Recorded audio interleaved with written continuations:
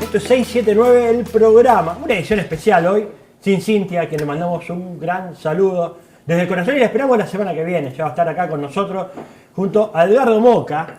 ¿Cómo estás, Edgardo? ¿Cómo estás, profe? Siempre ¿Bien? es un placer laburar con vos. Ya en otoño. Y hoy nos acompaña Agustina Propato, es diputada nacional. Hola, ¿cómo estás, Agustina? Gracias por acompañarnos. Al contrario, gracias por la invitación. Bien, diputada nacional por la provincia de Buenos Aires y para ser más específico, de la ciudad de Las Flores, una ciudad del interior de la provincia de Buenos Aires, 200 kilómetros más o menos de la ciudad autónoma. Sí, exactamente. Del obelisco. Oriunda de la ciudad de Las Flores, zarateña por adopción. Hace muchos años que vivo en Zárate, en Lima específicamente, un pueblito de la provincia de Buenos Aires, ciudad nuclear. Dato importante de color. Hermoso, la verdad que Lima me tocó conocer. La potencia. Sí. Exactamente, 2 centrales nucleares, Juan Domingo Perón, Néstor Kirchner la otra. 7 millones de argentinos le proporcionamos energías de esa localidad tan importante para la provincia de Buenos Aires, haciendo un aporte al esfuerzo energético nacional. Y oriunda de Las Flores, esa ciudad me vio nacer, es una ciudad que tengo en el corazón, donde vive mi vieja. Contanos un poco tu acercamiento a la política. ¿Cómo llegás a la política? Bueno, la mamé de toda mi vida. En mi casa se respiraba política, mamá siempre una militante peronista, docente, militó desde la docencia también, muchas veces candidata a consejera escolar. Bueno, contábamos muchos fracasos en esa época porque Las Flores es una ciudad que tiene una característica, siempre ha sido prominentemente radical. Mirá. En este momento lo gobierna un intendente peronista y por eso vemos cambios y transformaciones. Que es fundamentalmente agrícola, ganadera. Así como estoy pensando, me parece que en algún momento leí que estaba Gatica ahí o algo así. Exactamente. O sea, hay industria textil también. Muy buen ¿no? dato. Es, por supuesto, una ciudad del interior, agrícola-ganadera, tiene una producción importante de ese sector, pero también es una ciudad textil. Es una ciudad que supo albergar muchas fábricas textiles y que, bueno, que en la década de los 90... la desindustrialización, digamos, la sustitución de las importaciones a través de ese proceso, cerraron todas esas fábricas, cerró Gatic, cerró Catorini, que era una fábrica camisera muy importante, que tenía más de 1.200 trabajadores. Así que bueno, ahora empezó a haber un proceso de recuperación, por supuesto en la época del kirchnerismo, en donde se volvió a la reindustrialización, a ese tipo de producción, y ahora bueno, peleando, pero todavía sigue siendo una ciudad textil.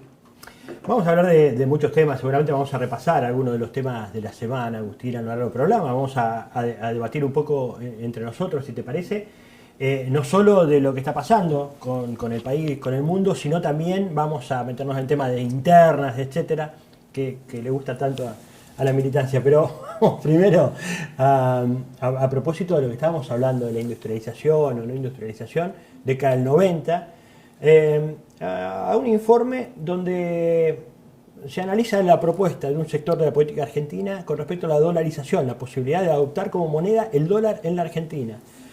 Los invito a verlo y charlamos. Dale.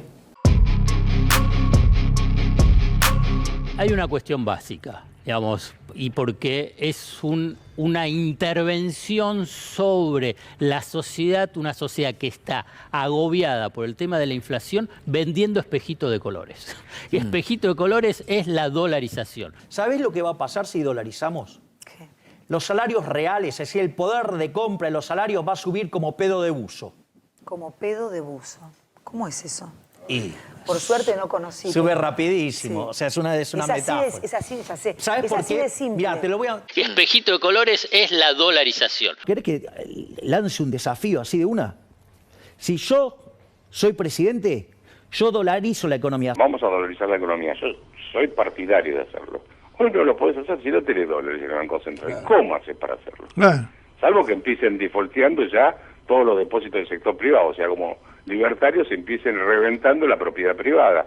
Pues ni siquiera estudian los temas. Claramente, dice, bueno, con la dolarización se acaban los problemas. La dolarización es sexy como argumento. Y yo te voy a decir, es mentira. Alfonso Pratgay salió hoy a decir que los que hablan de dolarización no dicen toda la verdad y que en el fondo vos sos una especie de vulgarizador de un futuro plan Bonex. Bueno, me parece que los que proponen la dolarización no dicen toda la verdad, ¿no? ¿Cómo no dicen toda la verdad? Y bueno, lo que están ocultando es un plan Bonex en el medio. A ver, eso sí que... Yo escucho plan Bonex y empiezo a temblar, pero en la Sí, Argentina... porque, a ver, la propuesta digamos, que viene de ese sector político es... Lo que propone Javier Milei en todo caso. Eliminar el peso. Cuando te dicen dolarización o cuando te dicen eliminar el peso, lo que te están diciendo es una de dos cosas. O te aplico un plan Bonex, si está dentro de mi voluntad, o lo voy a hacer una vez que haya una hiperinflación y que deje tierra arrasada, digamos, ¿no? Bueno, digamos, son las opiniones de Alfonso Pratgay. Pasaron de Alfonso, vamos a eliminar el sos peso un y el Banco mentiroso. Central la vamos a permitir A la ver, libre pero circulación del dólar. Digo, acá, a ver, Alfonso... ¡Alfonso! ¡Alfonso! ¡Alfonso! ¡Alfonso! ¡Alfonso! ¡Alfonso! ¡Alfonso! ¡Gol! Bartolo tenía una flauta con un agujerito solo y la madre le decía: ¡toca la flauta, Bartolo! La tocó Alfonso, la tocó Alfonso, la tocó Alfonso, la tocó Alfonso, Alfonso. Pasaron de vamos a eliminar el peso y el Banco Central a vamos a permitir la libre circulación del dólar. La carroza se transformó en calabaza. Arruguetti es el hashtag que propone Alfonso Pratgay para responderte del lugar que él habla, que es las redes Alfonso, sos un mentiroso. Deja de mentir. No seas mentiroso. Esto es ser deshonesto intelectualmente. Esto significa que no estás a la altura de un debate intelectual porque sos un mentiroso. Y por eso fuiste un fracasado como ministro de Hacienda, porque fracasaste con esa mentira, ¿sí?, del gradualismo. Y además fuiste un tremendo chanta como presidente del Banco Central. Alfonso, 4-0, otro más. Dale, que te vengo goleando de lo lindo. Dale, seguí mintiendo y te voy a seguir atendiendo, Alfonso, dale. Bueno, con la dolarización se acaban los problemas. Y yo te voy a decir, es mentira. En general no me gusta ser tan tajante en las definiciones, pero es mentira. No se acaban los problemas. Al revés, los profundiza. Yo dolarizaría oficialmente la economía argentina. De la manera que lo hizo Ecuador, por ejemplo. La verdad que la referencia de los países que se han dolarizado es una referencia negativa. Caso Ecuador. ¿Pero por qué? A ver, Ecuador tiene menos pobreza que nosotros y tiene 22 años de estabilidad. ¿Por qué es negativo? Espere, que acá se... Yo veo que se repiten esas cosas. Espere un segundo. Pero los datos no son correctos. No, pero... A ver, tasa de pobreza comparada en América Latina según el Banco Mundial. La de Ecuador, ahí está, bien arriba y entre los que menos tienen en la región. Y ahí está Argentina. Ecuador tiene mucha más pobreza. A ver, Ecuador tiene menos pobreza que nosotros. Yo creo que la dolarización agudiza el problema, te quedas sin capacidad y sin autonomía financiera del país. He seguido claramente el caso de Ecuador y más allá de que estabilizó la inflación, la situación social ha sido muy compleja. Lamentablemente, por los errores históricos cometidos en nuestro país, nosotros no tenemos moneda nacional. Estamos sometidos a la política monetaria de otro país, en este caso Estados Unidos. En estos tiempos difíciles veremos cuán importante es tener una moneda nacional y con ello política monetaria propia. Permitime que te diga que desde que existe Banco Central en la República Argentina hay mayor inflación de que antes que existiera el Banco Central. ¿Lo sabías eso? Si vos ves las series históricas desde que se creó en 1935, pero es que esa es la realidad de nuestro... Es el planteo de Milei lo que estás haciendo. La realidad... Eliminar el Banco Central. O sea, lo quiero dinamitar. Quiero que se rompa todo y que queden todos los escombros. Es el planteo de Milei lo que estás haciendo. La realidad de nuestro... ¿Ustedes se están girando a esas posiciones ultra porque le están comiendo votos? No. Su presidente, el presidente de la Unión Cívica Radical, mire lo que acaba de poner en un tuit. Dice, rechazo terminantemente el payasesco proyecto presentado por un diputado de Evolución. ¿Usted es del sector de Martín Lustó? Exacto. Hay que ser irresponsable e ingenuo, por no decir otra cosa. ¿Qué quiso decirle? Yo creo que no debemos descalificarnos en la discusión política. Yo no lo descalifico. No, ya sé que lo invitamos y le agradezco la que venga a debatir esto. Hay que ser irresponsable e ingenuo, por no decir otra cosa, para plantear que la dolarización es la salida. La dolarización es peor que la convertibilidad. Creer que con 7 artículos de un proyecto de ley se van a resolver los problemas de la economía y la inflación en el país es una gran estupidez. No se acaban los problemas, al revés, los profundiza y fundamentalmente a los sectores más postergados, a los trabajadores, a los jubilados. Digamos, es una suerte de profundización de lo que fue un drama que fue la convertibilidad. No hay ningún riesgo de que violemos la ley de convertibilidad. El valor de nuestra moneda está, sin dudas, perfectamente asegurada y nadie tiene que temer por la evolución futura de la paridad cambiaria.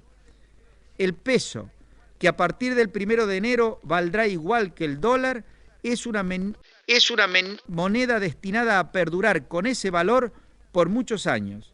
Me atrevo a decir, por décadas. La convertibilidad del 1 a 1, ¿a qué vino? A aliviar una situación de muchísima angustia social que fue la hiperinflación de Alfonsín y la hiperinflación de Menem.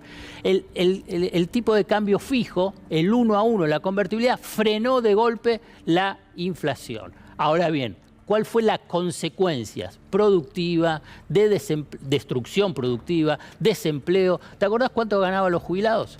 $140. Y le congelaron. Y ahí no estaban aumentaban. congeladísimos. Ahora van a reclamar, pero no están ni Menem ni Cavallo. No importa, pero Menem lo mira por televisión allá en España. El gobierno, le voy a hablar franco, no nos da pelota. Nos quiere matar a los viejos. Después de haber aportado 42 años, porque nosotros no vamos al Congreso por deporte o porque nos gusta ir a tirar las vallas o ir a pegarle a un vigilante. ¿En qué Yo casa salí... ese jubilo normal? Yo salí a luchar cuando tuve hambre. Y háblame de Menem como presidente. El mejor presidente del país en toda la historia. Presidente Menem, expresidente Menem. El gran transformador. Upa, fuerte. Destrucción productiva, desempleo. Imagínate entonces eso profundizado. La dolarización es sexy como argumento. Para terminar con la inflación, vos dolarizás y la inflación empieza a ceder. Pero de ningún modo el control de la inflación puede ser a costa del proyecto productivo de la Argentina, porque eso tiene patas muy cortas. Lo primero es un salto en la inflación. Sí, lo primero. Después plancha. Y una vez que plancha, vos te atás a la política monetaria y cambiaria de un país como Estados Unidos y a continuación perdiste todo tu margen para hacer política económica. Esto ya nos pasó también durante la convertibilidad. Sí. Pero creo que todos lo tenemos más o menos claro. Pero está bueno que ellos digan exactamente qué es lo que quieren hacer. Bien, en principio felicitaciones a la producción. La verdad que el informe, un tema tan complejo como esto, pudimos ver las distintas miradas que vamos a estar acá conversando con Agustina Propato, diputada nacional, y Edgardo Moca. Edgardo, fuerte, ¿no? Bueno, sí, la historia vuelve a repetirse, como dice el tango, ¿no? Nos vendieron la convertibilidad, ¿por qué? Porque había un proceso de hiperinflación. Ahora que hay un proceso no de hiper, pero sí de inflación de difícil manejo, vuelve sobre lo mismo. Entonces, la apelación es a la memoria de los años en que el peso valía $1, de los años de la estabilidad, que fueron, hay que decirlo, años de desindustrialización, años de desocupación, años de hambre, pero bueno, desde el punto de vista de ciertos sectores medios, estabilizó la vida, porque la inestabilidad de la moneda desestabiliza la vida. Es que ahora los cementerios son muy tranquilos. Claro, también, ¿no? Lo que no dicen es cómo terminó eso. Lo que no dicen es cómo terminó. El gran truco es ese, no quieren recordar lo que fue la Argentina en el 2001, porque la Argentina del 2001 es la que explica y la que hace el prólogo al proceso de transformación más importante que vivió la Argentina a partir empezando por el propio 2001, pero sobre todo desde que Néstor Kirchner gana la elección. Yo creo que en esa Argentina hay que pensar, una Argentina donde no todo era la cuestión de la inflación, donde se abrían puestos de trabajo, se construían viviendas, se alojaba, se protegía a la población. Y como lo estoy haciendo muy largo, lo voy a resumir en esto. Hay un tema del que no se habla, que es de la soberanía. Dolarizar la economía es renunciar a la soberanía nacional, dejar que la política económica la maneje directamente el que produce la moneda que te organiza. El que produce la moneda que te organiza es el que decide sobre tu futuro. Es el que te manda. Agustina. Sí, exactamente lo mismo. La verdad que igual no estoy perpleja frente a estas propuestas porque siempre vienen a ofrecer las mismas recetas, ¿no? Y apelando, como recién decía Edgardo, a la memoria activa de los argentinos, que en este sentido, la verdad que confío plenamente en que hay una memoria activa y presente de lo que significó una convertibilidad que en algún momento dio como cierto, no sé, sensación de felicidad, pero que terminó en un 2001 trágico, en una Argentina profundamente sumida en la pobreza, absolutamente desigual, desindustrializada, sin trabajo, una Argentina que, bueno, que había renunciado en gran parte a la soberanía, por supuesto. Y esto es doblar la apuesta. Esto es patria o colonia. La verdad que es increíble que un diputado nacional haya realmente puesto esto en un proyecto legislativo. A mí esto un poco me asusta, ¿no? Que corran estos límites de la discusión. En un contexto en donde acabamos de firmar un acuerdo con el FMI, por supuesto con un acompañamiento masivo por parte de Juntos por el Cambio. Mi postura particular frente a la votación del acuerdo fue rechazarlo justamente por el temor a que esto sea una antesala de ir avanzando con esta justamente pérdida de la soberanía política de la Argentina. Ya estamos, renunciando.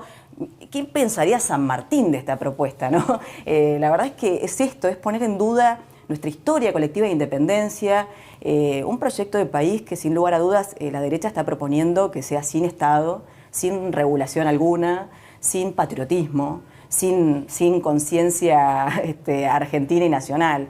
La verdad que muchos temas me hacen pensar que estamos viviendo en un contexto en donde estas cuestiones aparecen y tenemos que estar realmente con anticuerpos muy fuertes con esto, ¿no? Me resulta muy interesante la descontextualización en general, la ahistoricidad de parte de los medios con respecto a nuestra historia reciente, que permite que pasen este tipo de propuestas como si nada, como si efectivamente la convertibilidad hubiera sido la panacea de los y las argentinas, ¿no?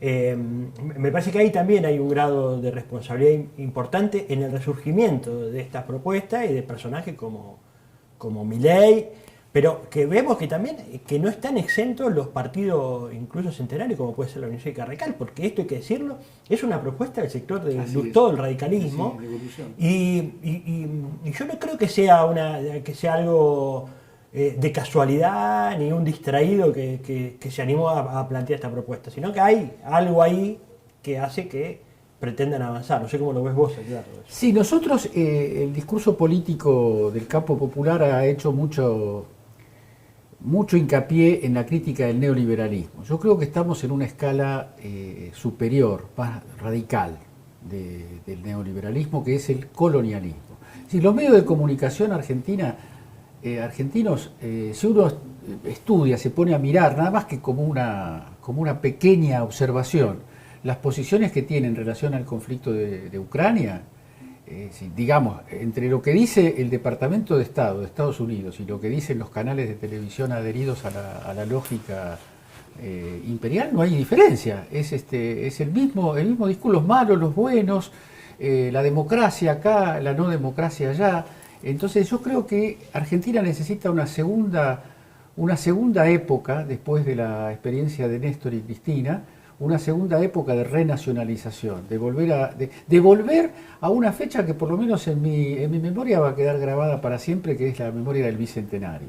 Ese es el momento más luminoso de la historia argentina que yo viví, incluso más que otros en los que era más joven y mis sueños eran por ahí más audaces. Pero ese fue un sueño que era real. Ese era un sueño que dialogaba con 2010. Cuando se festejó incluso en las calles, con un festival popular, con presidentes de América Latina. Con todos los presidentes de América Latina, con todos los presidentes del bloque popular latinoamericano, en un clima de paz donde no hubo un solo incidente, donde se había generado un pánico a través de los medios de comunicación de que semejante cantidad de gente iba a ser un problema, que iba a haber un desastre. Entonces yo digo, si se pudo, se puede. Yo creo que no hay que entrar en la onda de la resignación, que se puede, no necesariamente volver a esa época, volver no se puede, ¿no?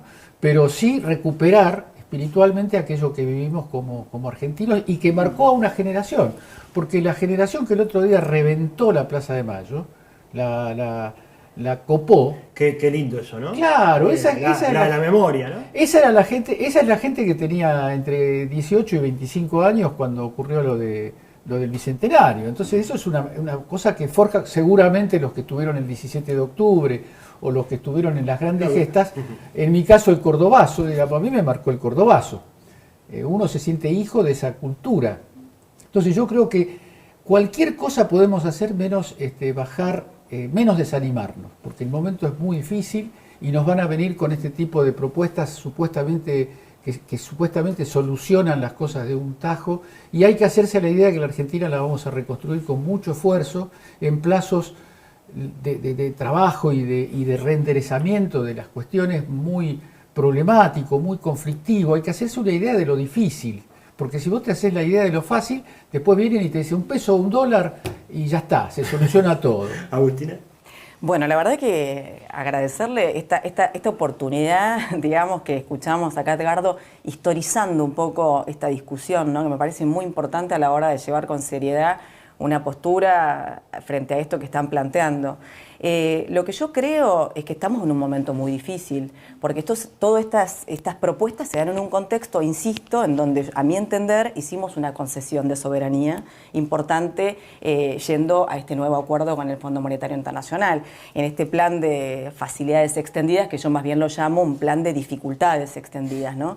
Ahora hay algunas cuestiones que se han revelado después de lo que se concretó, que fue el acuerdo, incluso que el propio fondo y algunos actores de la política argentina que ya están, digamos, vaticinando ciertos inconvenientes para el cumplimiento de lo que fueron las metas y que esto va a traer, que ya trajo, digamos, en el dictamen del fondo, algunas cuestiones que incluso recrudecieron lo que es el tutelaje trimestral, que también ahora son las cláusulas de revisión, un fondo que está diciendo, bueno, creemos que por el contexto internacional y por el contexto de debilidad de la Argentina, las metas van a ser de difícil cumplimiento y por lo tanto vamos a volver a pensar sobre esta decisión de no ir sobre las reformas estructurales, ¿no? Que todos sabemos cuáles son los temores que los argentinos en general tenemos, porque incluso algunas personas que votaron a favor del acuerdo también temen en relación a las reformas previsionales, las reformas laborales, la flexibilización en ese sentido. ¿Qué impacto va a tener, por ejemplo, la Argentina, las metas fiscales que está exigiendo el fondo, las metas en el achicamiento de la emisión monetaria?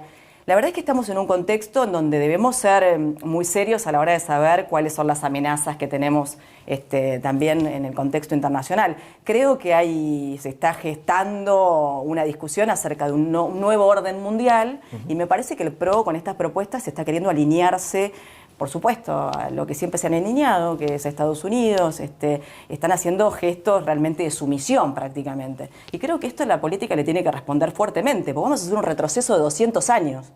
Esto no es un chiste. Si concedemos a estas discusiones, si hay margen y marketing para esas discusiones, si volvemos a la memoria del perfume importado en el 2001, esa felicidad que no sé, que parece que vendió bien la convertibilidad, vamos a tener un riesgo importante de retroceder 200 años de historia en la Argentina. Sí, y la verdad que, bueno, como generación no estoy dispuesta. Es interesante porque, claro, además se cumplen 40 años de Malvinas, donde el tema soberanía debe ser revisitado por nosotros, rediscutido. Y este planteo que haces vos, decís 200 años, bueno, ¿a dónde nos lleva? ¿No? A la previa a la independencia, ¿no? a la colonia. Así que esa discusión es la que me parece. Profe, lo dijo Patricia Bullrich cuando estábamos en el medio de la discusión de las vacunas. Estaba dispuesta a ceder Malvinas, ¿no? Después dijo que había sido una cosa, la verdad que me parece inadmisible, lo dice la propia Constitución. Y además lo dijo también una persona que integra ahora el Cuerpo de Diputados de la Nación, que es Sabrina Gemetchet, que por supuesto es su discípula. Y la verdad es que nosotros tenemos un principio constitucional, ¿no? De lucha y de no renunciamiento a la soberanía sobre las islas. Me parece un tema vamos a estar hablando, en un ratito nada más vamos a estar hablando específicamente de eso. Ahora los invito a ver el segundo informe de 679 Evolución. Mirá.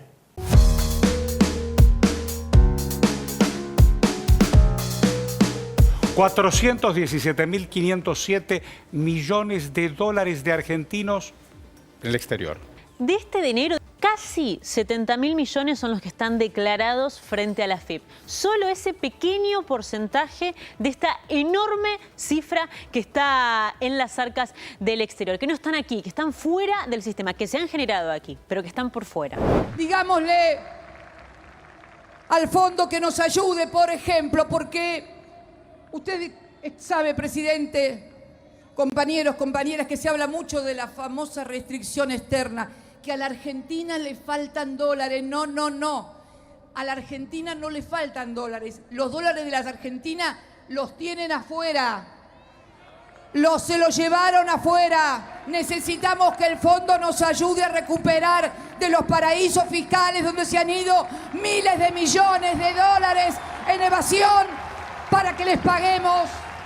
Presidente, comprométase que cada dólar que encuentre en el exterior se lo vamos a dar primero al fondo de los que fugaron, de los que se la llevaron sin pagar impuestos. Que sea un puente de negociación con el fondo. La propuesta venía desde allí y ahora el Frente de Todos, el bloque de senadores y senadoras del Frente de Todos lo hizo carne en un proyecto de ley. Este proyecto tiene un significado muy fuerte. Nosotros le estábamos pidiendo a Alberto que pusiera sobre el tapete algún proyecto, alguna idea que uniera al Frente de Todos, y creo que este proyecto del bloque del Frente de Todos de senadores cumple ese objetivo a la perfección. El proyecto insiste en la idea de que la negociación con el Fondo Monetario arrojó un resultado negativo. Eso lo hemos dicho, por eso yo voté en contra. Sí, por eso. Lo sostengo. Pero usted insiste ahora en esa idea. Eso, yo lo dije, ya lo sostengo y lo ratifico totalmente. Lo que nosotros estamos haciendo ahora, estamos ya en el fondo. Ya está este acuerdo.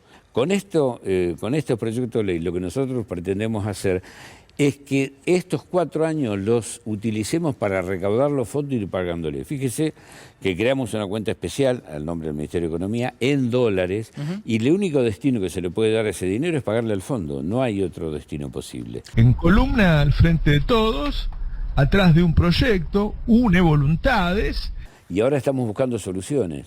Por suerte, el presidente, a través de su vocera, ha salido a apoyar el proyecto. Dejan de discutir entre ellos y toman una posición en defensa de la población, y ha logrado otro objetivo, que es ponerlos a ellos constantemente a defender a los ricos, y ya ahora no solo a los ricos, sino a los ricos evasores.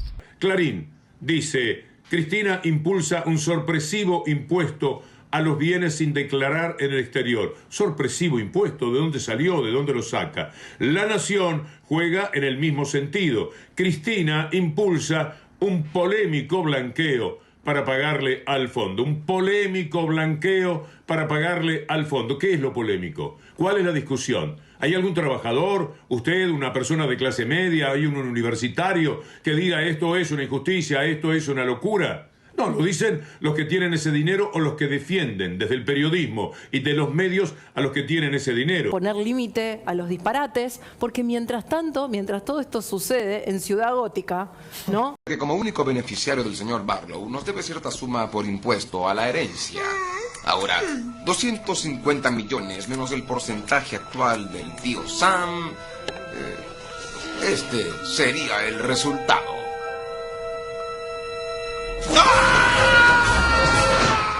¿137 millones? Sí, y si no pago iré a la cárcel por evasión de impuestos. Podré meterme con Batman, pero con la oficina de impuestos, no, gracias.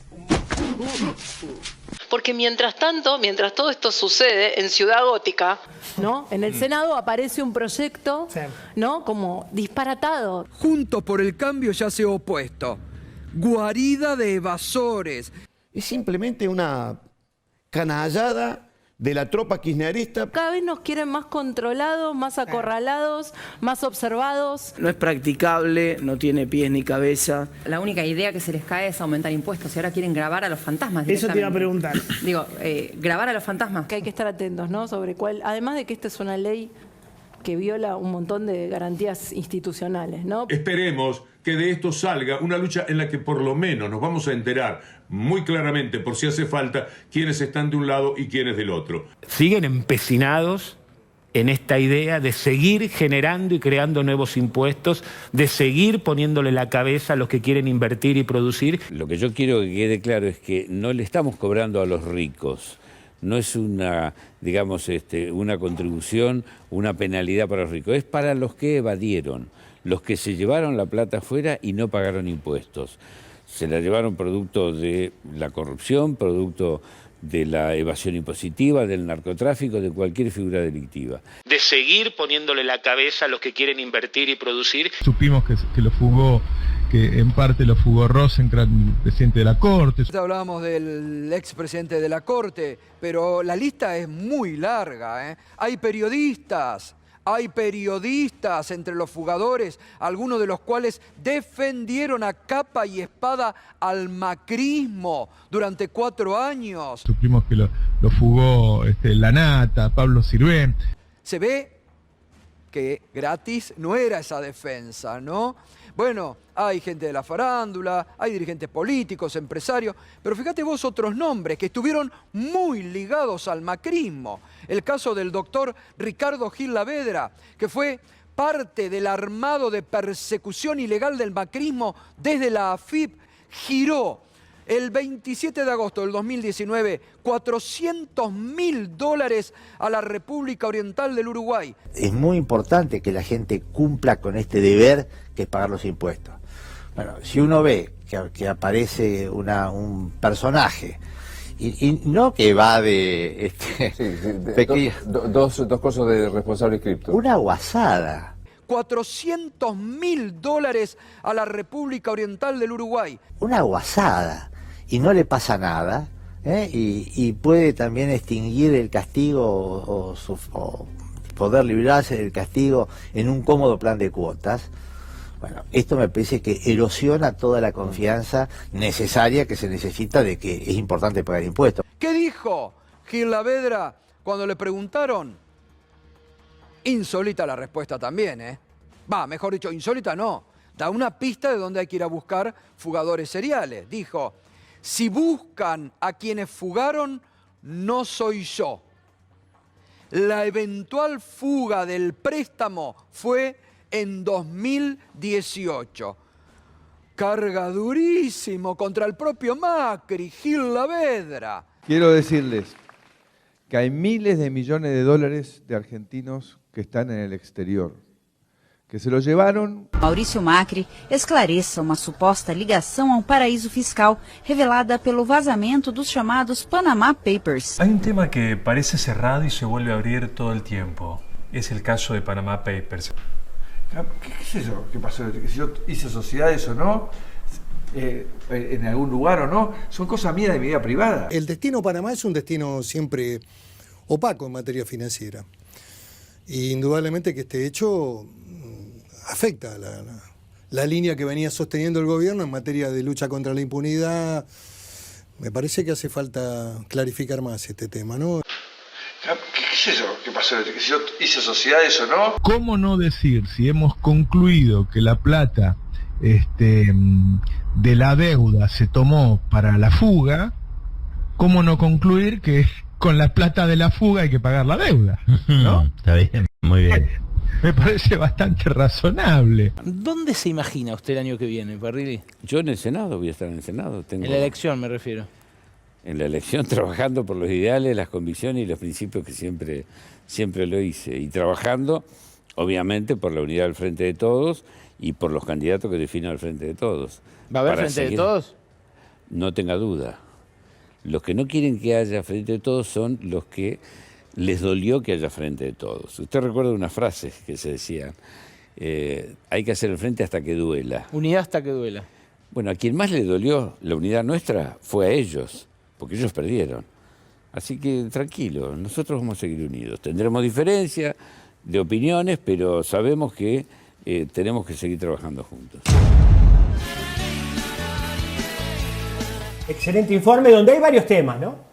En principio lo que veía, fui tomando nota de 2 o 3 temas para iniciar un poco el debate, la charla, y que tienen que ver con una propuesta, por cierto, inesperada. Ellos dicen que es inesperado por lo malo, para mí inesperada porque trae algo a un debate profundo de la sociedad sobre un tema central. Pero yo le veía, anoté así rápido 4 ventajas.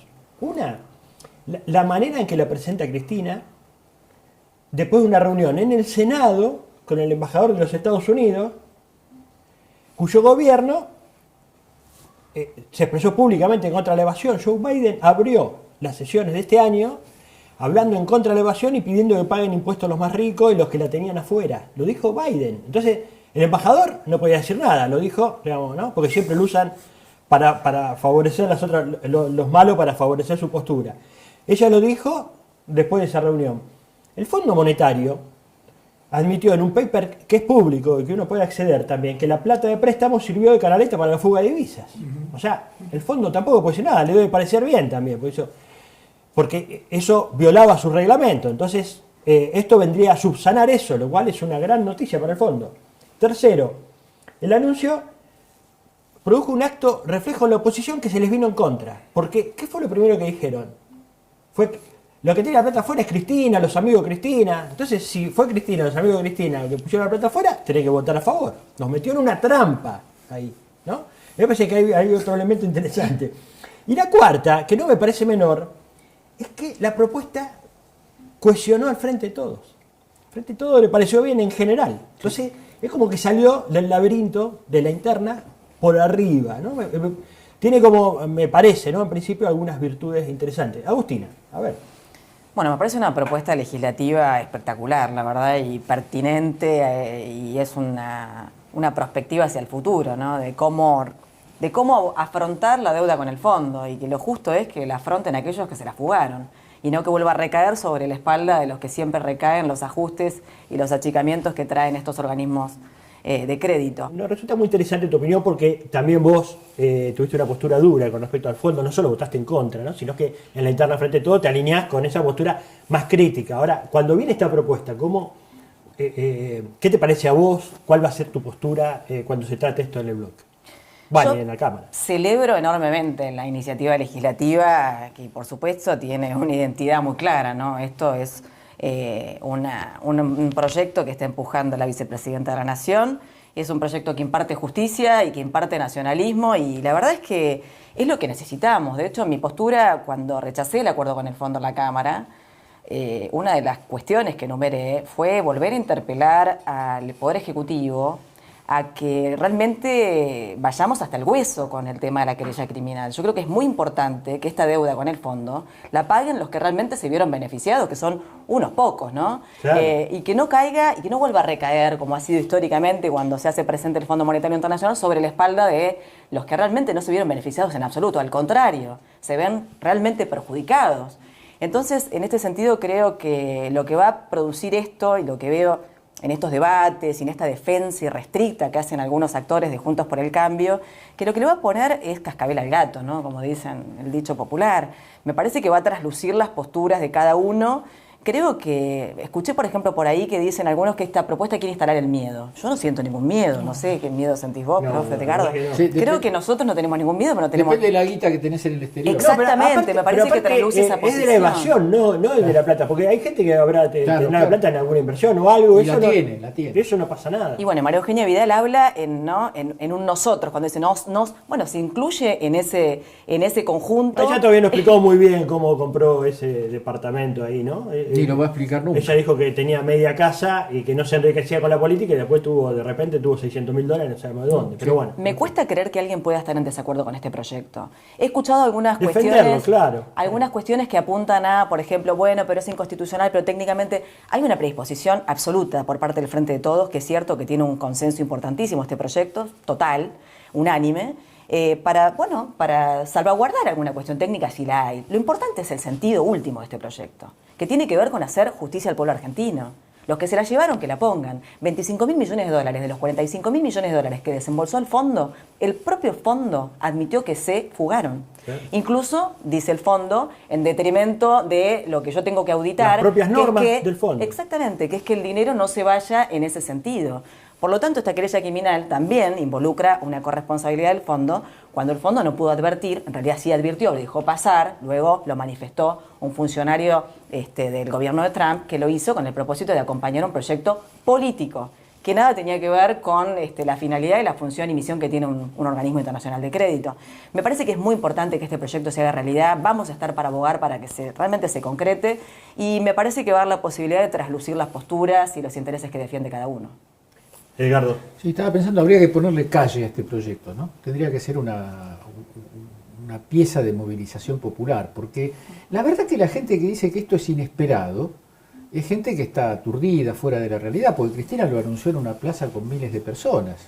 Cuando, bueno, la escena que acabamos de... Para los conservadores cualquier cambio es inesperado. Inesperado, ¿no? Porque claro. espera que no cambie nada. No cambie nada. Espera que no cambie nada. Ahora, yo me quedé pensando entre este bloque y el anterior, que nosotros cuando tuvimos la discusión que tuvimos alrededor del fondo, yo creo que nadie de los que confiamos en el Frente de Todos, que nos alineamos con Cristina, nadie estaba contento por firmar este acuerdo. Después hubo tácticamente matices, pero yo quería poner el acento en un tema. Mi amigo y un gran economista, no tiene nada que ver una cosa con la otra, que sea amigo, que sea un gran economista, que es Ricardo Aronskin, sacó hace poco una nota hablando del Fondo Monetario como problema argentino, ¿no? Es decir, el Fondo Monetario no es argentino, el Fondo Monetario, todos sabemos la historia, Bretton Woods y demás. Pero, es un acuerdo entre naciones, ¿no? Claro, es una salida, a la salida de la Segunda Guerra se arma una especie de estructura para manejar las relaciones financieras del mundo que después degenera en una cosa totalmente, digamos, dependiente de la voluntad del gobierno de Estados Unidos. Pero acá el Fondo Monetario Internacional tiene una plaza adentro de la Argentina. Los fugadores, los evasores, los que apuestan a la desnacionalización, los dolarizadores, son el Fondo Monetario Internacional. Entonces a mí me parece que esta jugada es magistral porque cuando de alguna manera muchos creían cerrados... Los fugadores es el FMI. Y es la clase social que le da alma a la dependencia en Argentina. Si no existiera... esto viene de la época de la formación de la riqueza de la pampa húmeda, una coalición entre los poderosos de Argentina, los poderosos nacidos acá, y la potencia imperial, que en un momento fue Inglaterra, después fue Estados Unidos. Entonces, nosotros cuando hablamos del fondo no tenemos que pensar que es un problema externo a la Argentina. Acá la base de sustentación del Fondo Monetario Internacional la constituyen los grandes medios de comunicación, los grandes especuladores, la banca, los grandes grupos económicos. Los grupos económicos que cuando surgió la pandemia dijeron acá nosotros no vamos a hacer nada, no tenemos nada que ver con esto. Eso es el fondo. La dependencia no es un fenómeno exterior, es un fenómeno exterior porque hay un imperio, hay una estructura central. Pero la dependencia no funciona sin el aliento y la presencia y el apoyo de todo esto que estamos viendo acá. Porque una persona como María Eugenia Vidal, que dice además, nos quieren vigilar y nos quieren espiar. Yo cuando lo escuchaba a María Eugenia Vidal decir eso, digo, bueno, ahí donde se incluye. se dará cuenta de lo que está diciendo, porque hay un cuando están en un set de televisión amigo, que son todos, porque jamás van a uno que no sea amigo, pierden noción de la responsabilidad. Reiteramos la invitación a María Eugenia Vidal para que quiera poder venir acá, refutarnos. tomamos y charlamos un poco. Cuando quieras, María Eugenia, tenemos teléfono y bueno, y charlamos. Porque lo queremos sinceramente todo esto. Porque siempre lo intentamos. Esto que plantea Edgardo, a mí me parece central, porque en realidad la Argentina, con Macri, en 2018, se había fundido. O sea, tomó un país desendeudado, reconocido por el mismo macrismo en Davos o por el Homme, cuando tomaba whisky Compagni, y el país estaba desendeudado. Pidió todos los préstamos que pudo y un día los privados le dijeron no te voy a prestar más plata. Y ahí es cuando sale Duhovne corriendo a aparecer en el fondo. Pero, ¿qué garantizó el fondo? Que puedan cobrar esos privados, efectivamente. O sea, y que la puedan fugar, ¿no? Esa fue la clave, me parece. Entonces, claro que es la contraparte, porque si no se hubieran fundido, hubieran dicho, bueno, apostaste una bicicleta financiera, una timba, perdiste flaco, claro, listo, no puedes cobrar. Claro. En cambio el fondo vino y lo salvó. Pero además esto tiene algo luminoso. Ahora no tiene que pagar, porque pagamos todos. Eso tiene algo luminoso, que está todo registrado en el Banco Central. Es decir, este caso no es un caso donde hay que averiguar, donde hay que seguir, donde hay que producir una investigación. Están todos los pasajes de guita, las fechas, que coinciden curiosamente con la decisión del crédito al Fondo Monetario, del crédito del fondo, como crédito de fondo y salida de capitales es un continuum. Y tiene nombres, apellidos, fechas y todo registrado. Es decir, es una gran oportunidad que la política no puede desaprovechar. Yo creo que esto es un caso casi crítico. Yo le doy más importancia a esto sin subestimar el acuerdo con el fondo. Lo que pasa es que el acuerdo con el fondo era pensar cómo íbamos a seguir si no pagábamos al fondo. Ese es un tema que lo dejamos porque ya pasó, es una situación que ya tuvo su tratamiento y se llegó a lo que se llegó. Pero esta es la oportunidad. Tuvo sus posturas, que a mí me parece importante también la postura que se tuvo. No, por supuesto, ¿no? Porque, todas. Porque hay que escuchar todo, claro, todas. Exactamente, todas las posturas. Agustina, bueno, recién explicó. Totalmente. Yo me opuse por tal cosa y tal otra. Otro dirá, yo apoyé por tal y cosa y tal otra.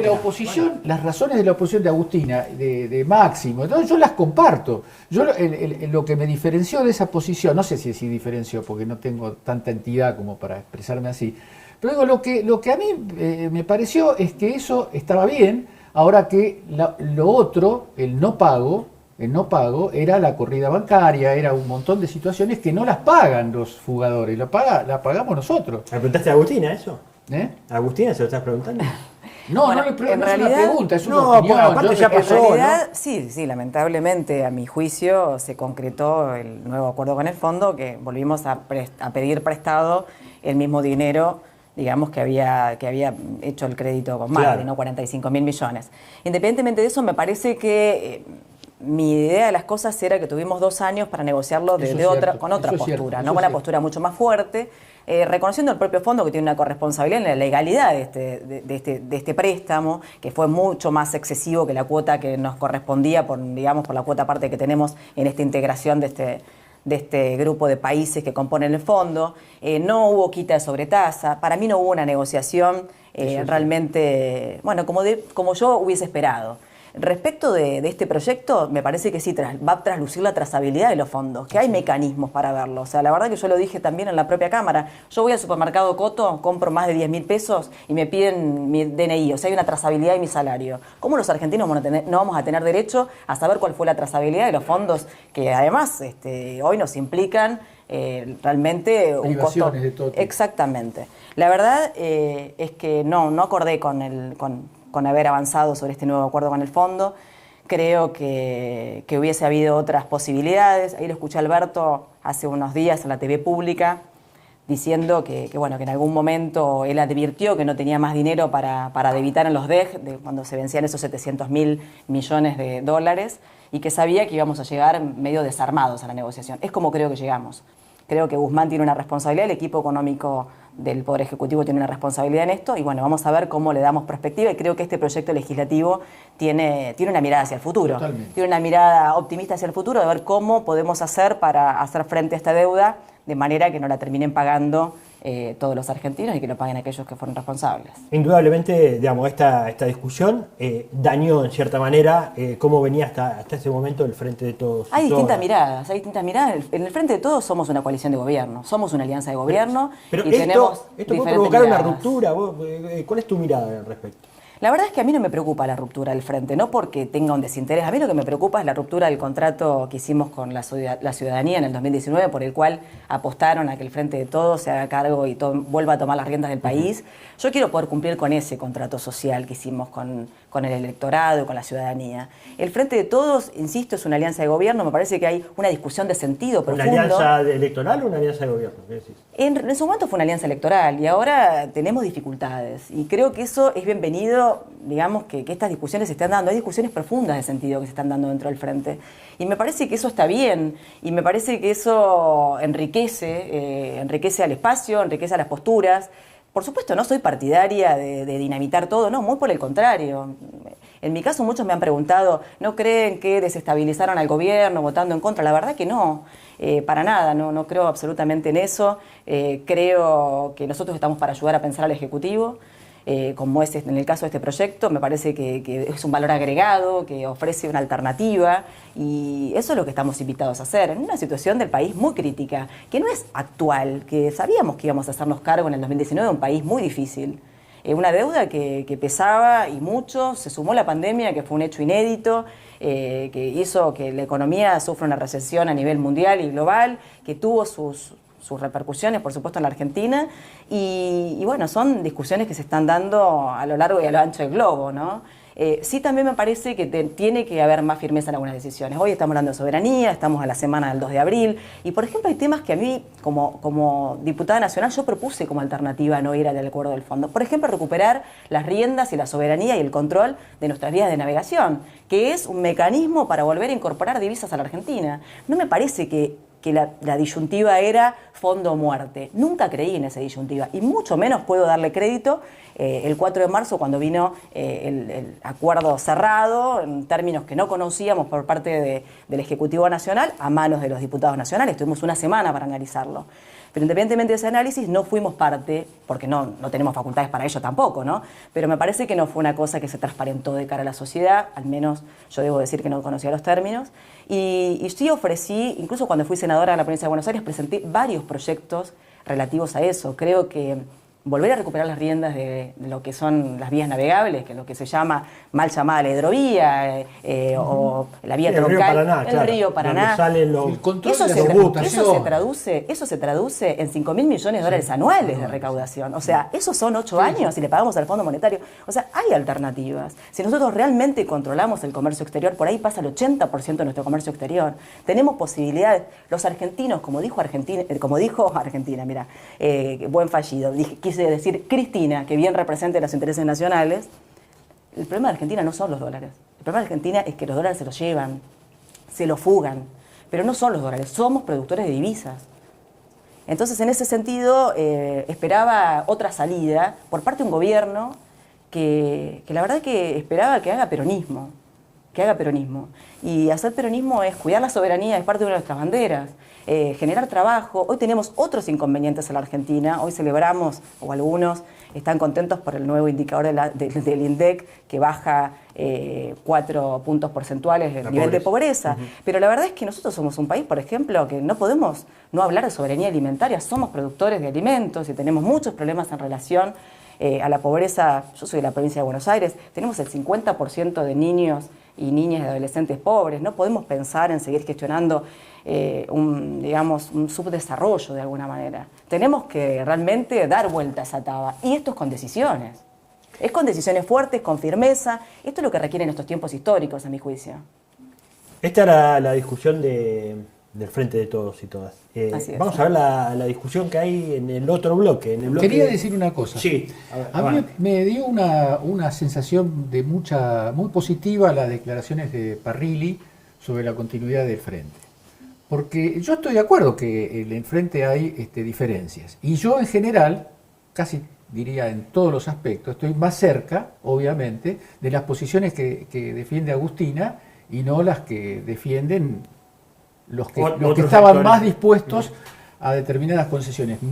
Ya la expliqué, mi posición simplemente tuvo que ver con la idea de que se corría un peligro político muy, muy complejo en el caso de que entráramos en default. Pero eso es un tema que se cerró, es un tema que podemos hacer historia de eso. La etapa esta es la etapa de la discusión de la propuesta de Cristina, que es una propuesta que además puede lograr, no es seguro que lo logre, recolocar al Frente de Todos en la posición que generó el contrato que hizo con la población. Es decir, cumplir, volver a abrir el romance con la sociedad que nos votó para resolver los problemas del hambre, para resolver los problemas de la distribución del ingreso. Ese es el punto.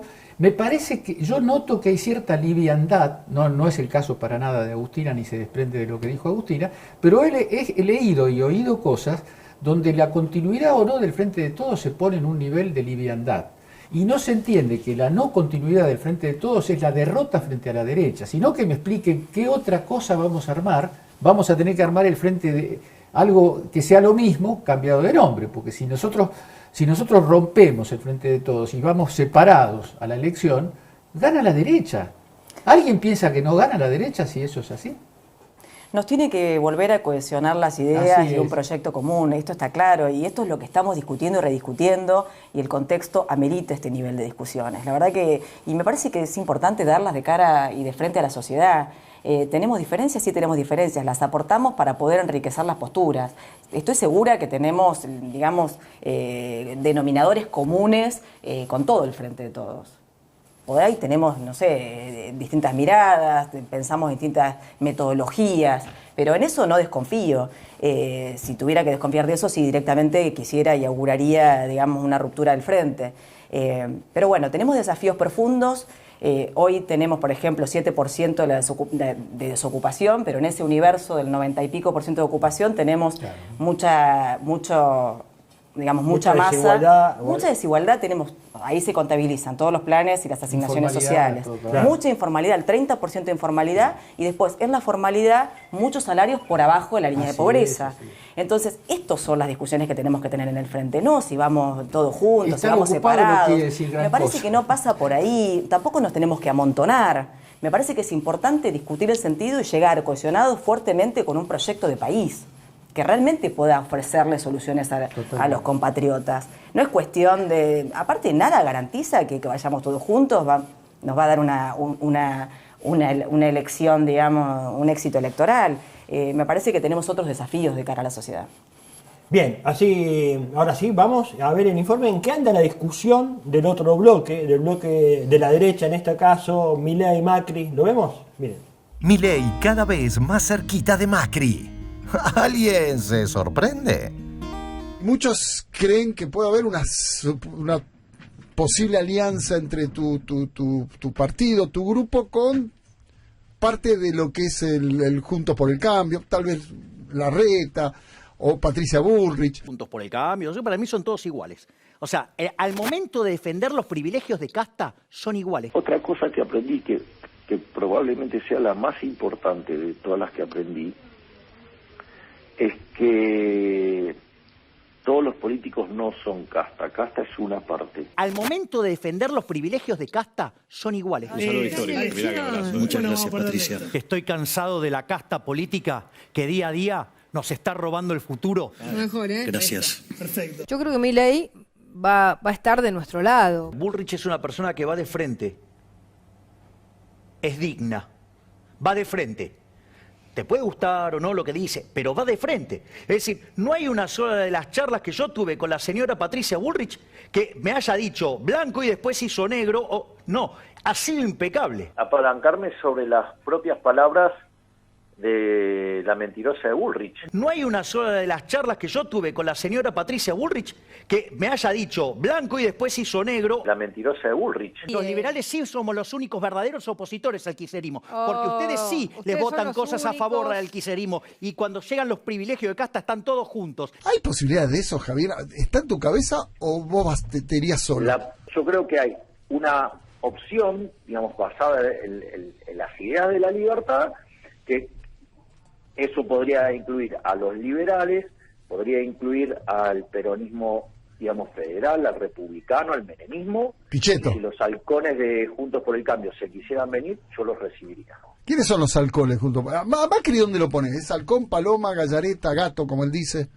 Bueno, a veces, digamos, él dice que muchas veces, de hecho, tiene un discurso muy liberal clásico. ¿Qué es Macri?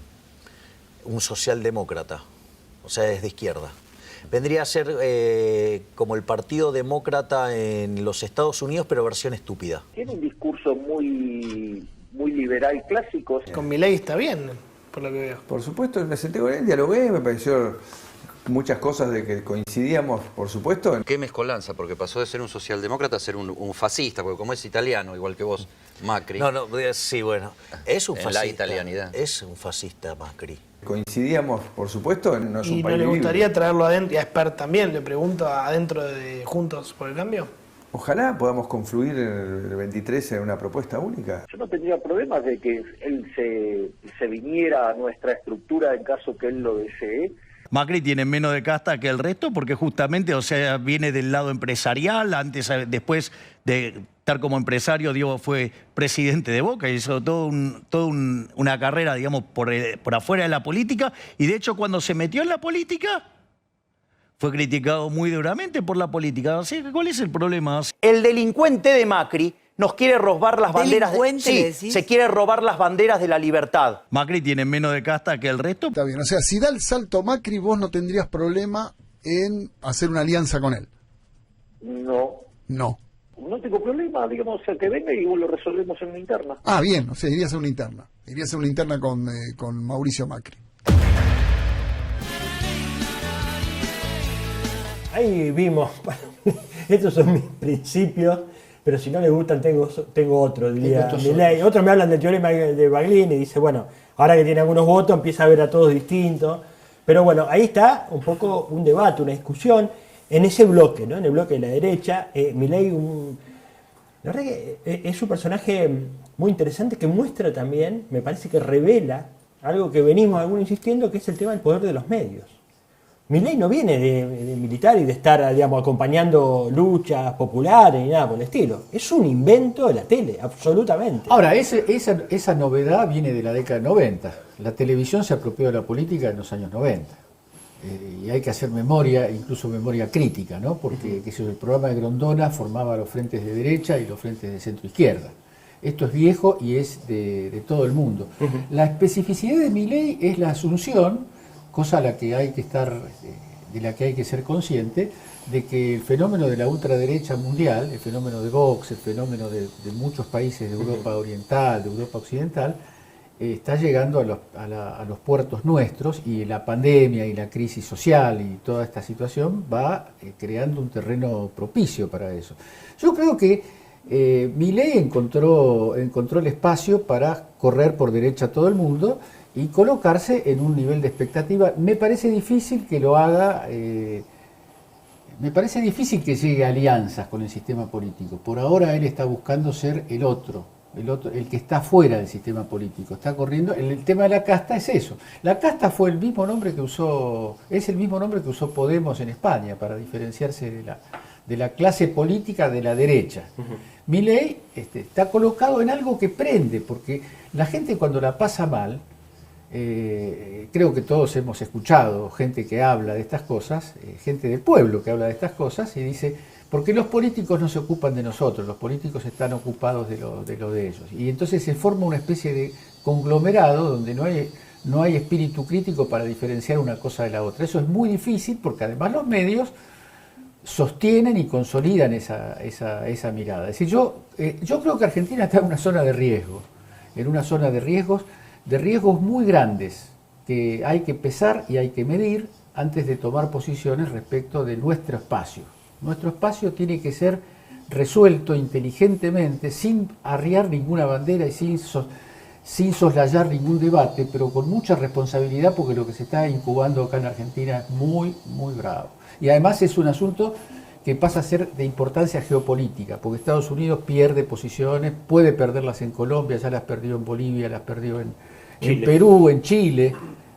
Pierde posiciones sin dejar de tenerlas, ¿no? No, está claro. Las perdió en Argentina sin dejar de tenerlas.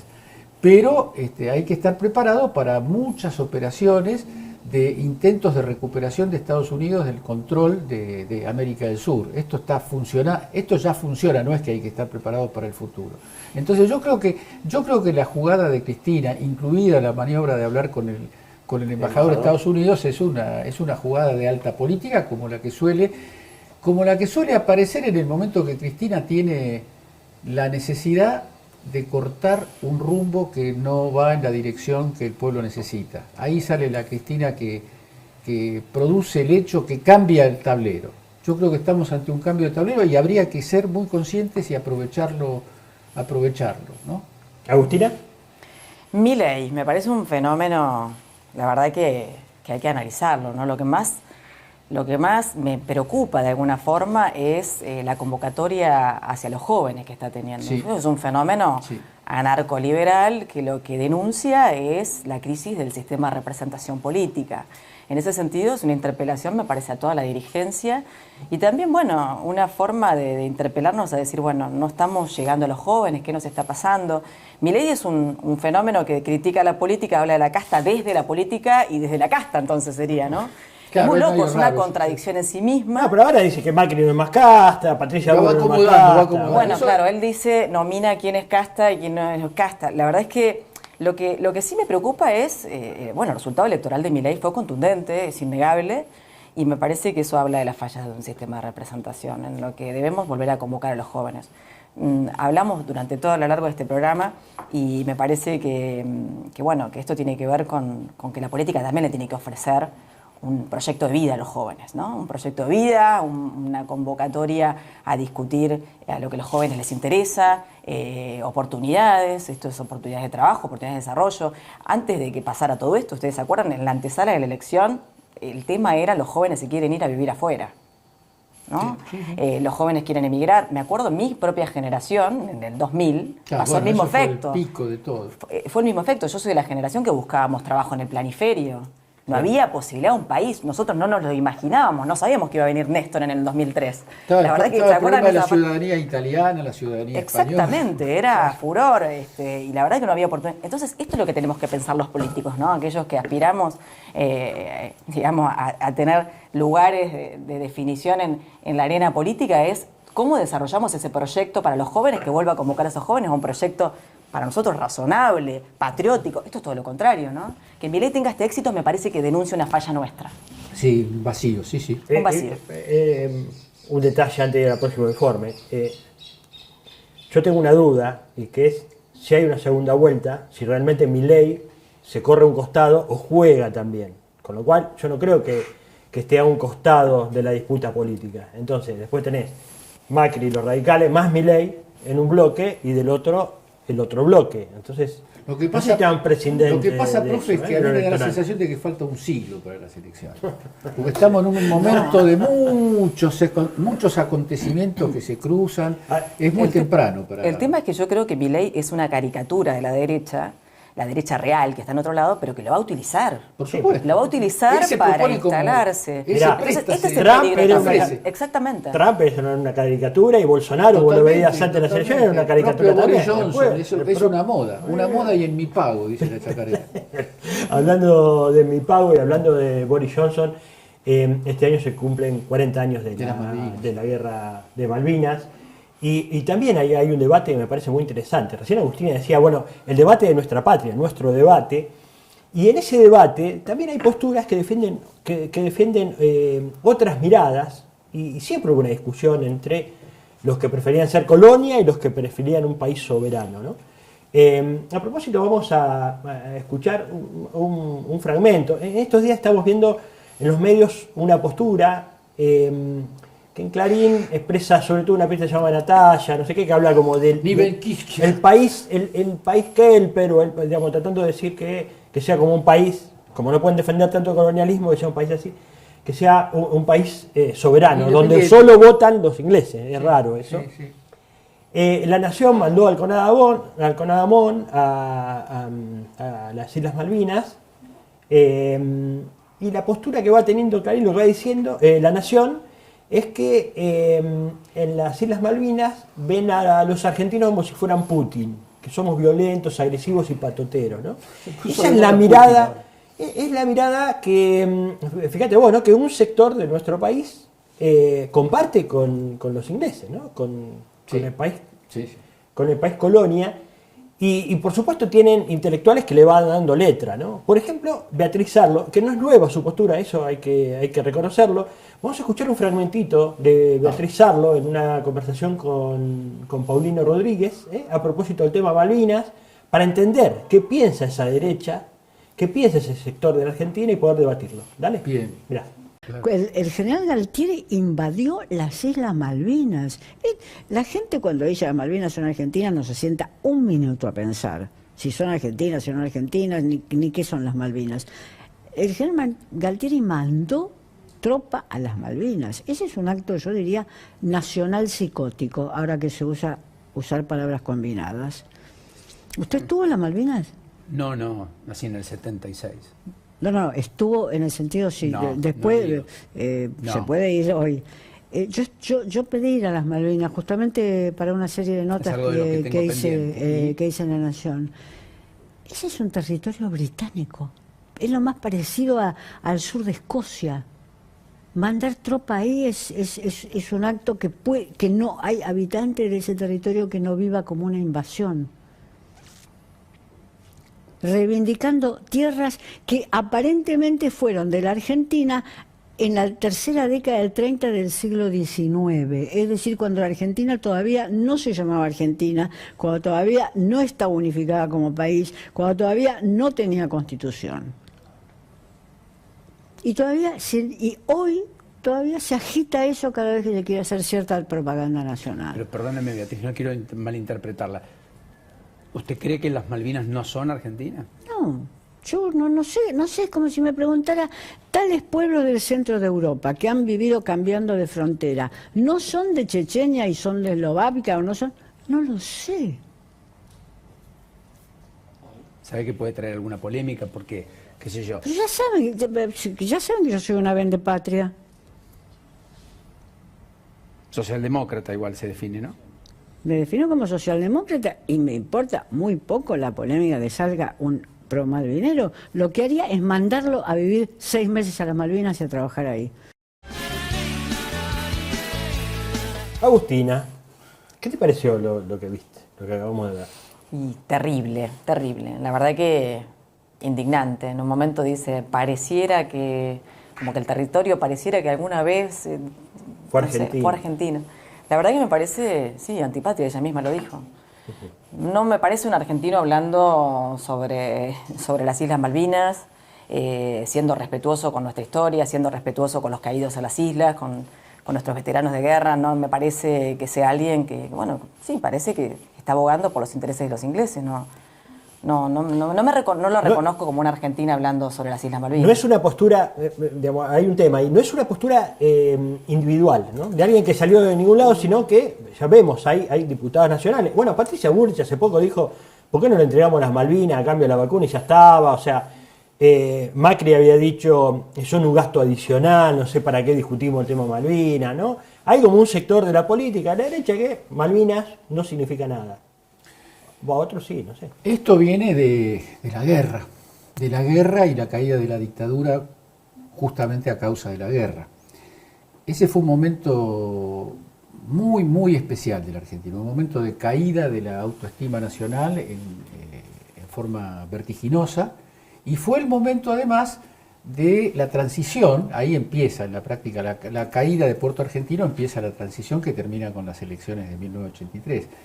Y Alfonsín fue el presidente de ese estado de ánimo, porque Alfonsín fue el único, no lo digo ni a favor ni en contra de Alfonsín, pero Alfonsín fue el único político relevante que no viajó a las Malvinas cuando se hizo una delegación donde estaban los dirigentes justicialistas y radicales. Alfonsín no quiso ir.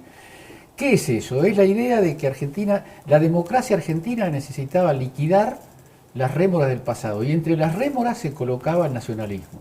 El operativo, lo que en ese momento se llamó la desmalvinización, fue clave en el modo en que Argentina recupera la democracia, fue clave en el curso del desarrollo del gobierno de Alfonsín. Y esa ideología ha quedado plasmada en una corriente que por suerte hoy tiene poca y casi nula importancia. Solamente tiene importancia cuando la intelectualidad que tiene esta posición que expresa tan bien Beatriz Arlo, cuando juegan la política claramente para la derecha, como frecuentemente lo hacen, ahí adopta una importancia porque se cuela como parte de un discurso de la derecha, que es el discurso democrático, porque Malvinas está asociado simbólicamente a la antidemocracia, porque fueron los militares los que intervinieron en Malvinas, y se hizo un combo entre los militares, Malvinas y la transición a la democracia, que nos costó lo que nos costó. Nos costó una pérdida de sentido de soberanía, no digo en la mayoría, no estoy haciendo un cálculo estadístico, pero ha mermado el espíritu soberano de la Argentina en un conjunto de aspectos, y hoy estamos en una situación donde además el aparato mediático reproduce todo el tiempo una visión donde la Argentina no tiene oportunidades, donde apareció uno que viajó de la Argentina y se hizo rico en España. Toda una cosa muy, muy berreta, pero que tiene en momentos además de penalidad, de penurias económicas como los que estamos viviendo, eso tiene un peso. Cuando vos tenés problemas de ocupación, de salario, eso va generando un entramado de disconformidad, y cuando la disconformidad se radicaliza puede ir en cualquier lado, a cualquier lado, puede ir hacia una postura revolucionaria o puede favorecer las peores aventuras de la derecha. Ese es el punto, ¿no? Ese es el problema que tenemos que enfrentar. Bien, nosotros ya estamos terminando el programa, ya sabés, la semana que viene, Cintia acá, a la misma hora y por este mismo Bati Canal.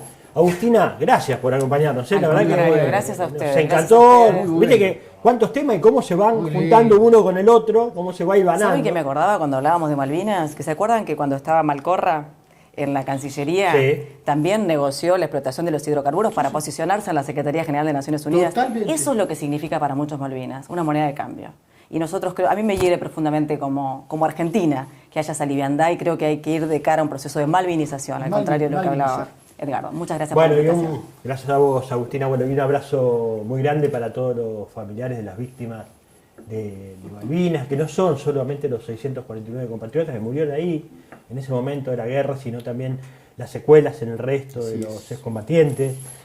Y cuando hay un tema así tan central, tan profundo, tan dramático, las víctimas somos todos, no hay ninguna duda. Igual que cuando se discute el número de la dictadura, es tan ridículo, ¿no? Decir 9.000, 10.000, 15.000, 30.000. Las víctimas somos todos, indudablemente. Así que vaya un abrazo desde el corazón para todos aquellos que sienten Malvinas y que sienten lo que se ha pasado en esa guerra tan terrible. Nos vemos la semana que viene. Chao.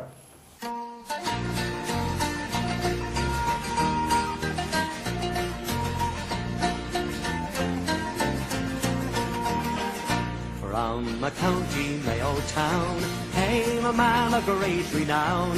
As a sailor and a soldier was none bolder. He went to America at an early age, they say, as a cabin boy to sail the wide world over. Then adventure took him south to the De La Plata mouth. San Martin was on the route in Argentina. So the whaling ships he bought, and Brazil and Spain he fought, and freedom then he sought for Argentina. Now Admiral William Brown, you're a man of courage shown, and in battles fought, the odds were all against you. But your Irish heart was strong, and the memory still lives on, and in Ireland there are some that don't forget you. On St. Patrick's Day it's told, you had many victories bold. You defeated all invaders, thugs and bullies. Then through the Pampas roamed, and you found a happy home. Las Islas Malvinas, Argentina. We had paired of Irish hands in a noble gallant band that helped to free the land called Argentina. We had paired with great acclaim the Patricio's name and fame when in 1806 the British came for slaughter.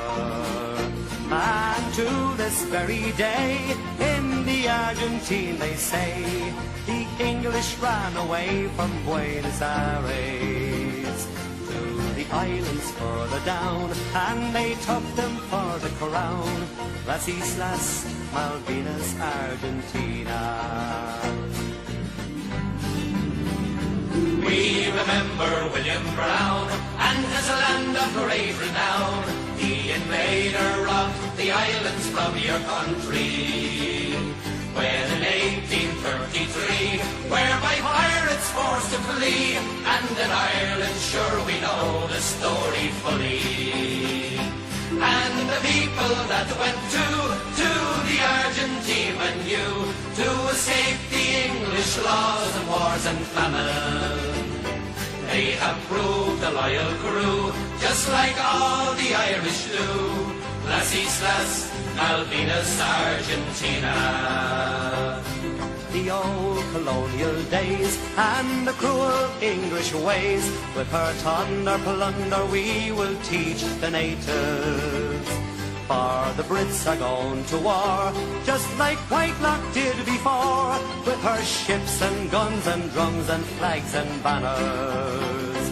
In the Empire days of old, when they murdered for the gold and paraded it around the streets of London. Oh, no human rights were given to the natives dead or living.